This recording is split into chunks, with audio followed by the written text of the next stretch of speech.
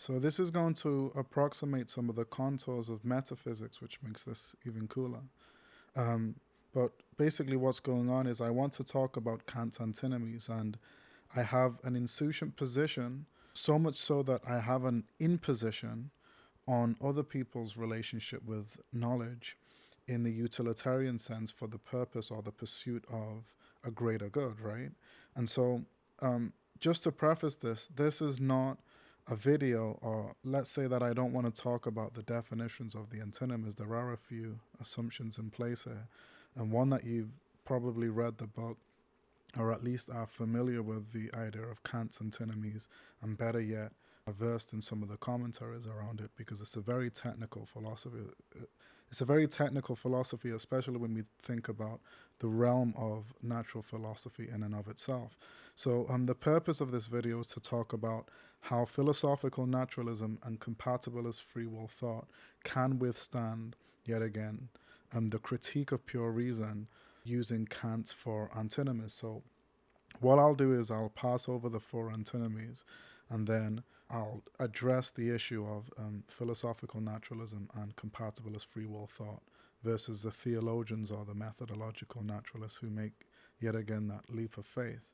And so, first of all, for us to think about the antinomies, we have to use some of Kant's words, right? So he talks about a successive synthesis. So when he talks about infinite things, which appertain to the first and second, um, and yet third antinomy, when he thinks about infinite things, well, it appertains to them all in that sense. But when we think about infinite or finite things, it's usually necessitating the first and second antinomy.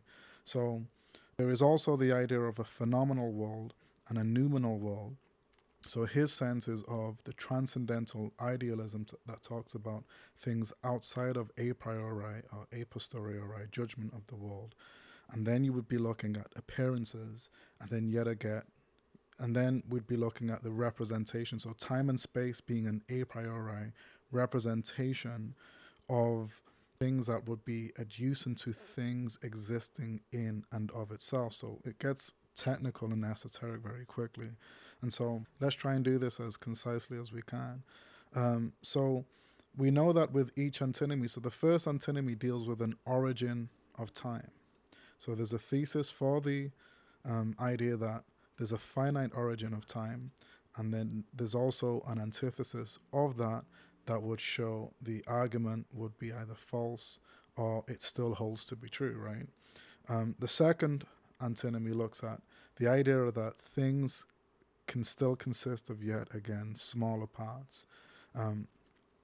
Then the third antinomy deals with causal determinism, suggesting that through transcendental idealism, even extraneous to the phenomenal world, in the noumenal world, we're still looking at a type of necessary cause that would be conducive to the idea of causal determinism existing in our phenomenological world, in terms of, you can use naturalism in that sense if you want, which then appertains to the fourth antinomy when we think about a necessary being all that exists. And yet again, we can find a thesis and antithesis that can show the other argument to be false. And so this is attributable to Kant's ingenuity when you think about this. And so my issue is this. So it's been a few years since I read The Critique of Pure Reason, and so what I did to refresh my mind on this very arcane philosophy is I read some of the commentaries on Kant's antinomies, and it usually, let's say that it necessitated the first antinomy, but it dealt with the idea of successive synthesis and infinite things and appearances and representation. So it's very cool. But one of the commentaries suggested that naturalists have evaded this, and so this is why I think this is cool when you think about what naturalists are really doing, which is the spending time in the utilitarian sense, yet again, the spending time on epistemically founded things to be for the greater good. And so let's say they're not really wasting the time. And so this is why I really wanted a philosophical approach on this.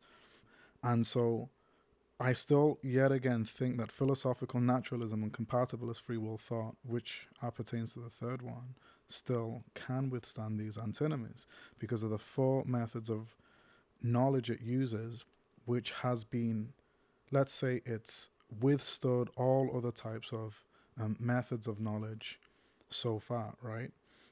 So, okay, so the theologians suggest that from the third and the fourth antinomies that a necessary being has to exist, or in the noumenal world, God must exist. And so, what the methodological naturalists are doing, so these theological types, what they're doing is they're cherry picking from the method that they use to corroborate their own idea. And their own idea still can be implicated within the realm of the thesis or antithesis in the third and fourth antinomy. So let's exercise this. So let's say in the third antinomy that argues for causal determinism and the idea that in the noumenal world there has to be something necessary that would cause all of the causal determinants in our own natural world. And so even within that noumenal world in terms of transcendental idealism, which is predicated on things being extraneous to our a priori or a posteriori knowledge and judgments of the world, even the possibility of God existing is still one number, which would also mean that in that noumenal world, there is still a possibility of nothingness. And so we have to start from the stance of nothingness and say that the onerous burden of proof is on he or she who can prove otherwise. And so yet again, we're still chasing our own tail when we talk about this idea of God. And given that this approximates the nihilistic sense of things, they want to brand those people who reject the notion of God as reductionists and so forth. It still is deleterious to human reasoning when we think about the methods that we choose to corroborate certain type of knowledge. It's like you can believe what you want. They are the tools that you have. And as Kant suggested, there are representations and there are appearances. And so when we think about the eschatologies of the world, it's still predicated upon the idea that the representations of time and space are yet again still in the eschatologies, and this is why they always reverberate in the notion of things being eternal. They're always obsessed with the ideas of things being eternal, and it's because in our natural phenomenal world there are things that are finite, and that's quite scary. That's quite scary for, these theological machines that assume that a type of infinite type of life would be something that would be progressive for the organism, and so it's implicated in the idea of infinite things and finite things. And so this is how I do believe that the philosophical naturalist ideal and the compatibilist free will ideal still withstands this insofar as there's an antithesis in the third antinomy against causal determinism that suggests in the noumenal world there could be something extraneous that caused the natural world to exist. And it's all about the four types of knowledge: logic, probability, most especially evidence, and then we have to look at skepticism in the utilitarian sense, to question certain things that we cannot adduce and agglomerate as a type of knowledge moving forward as a humanist.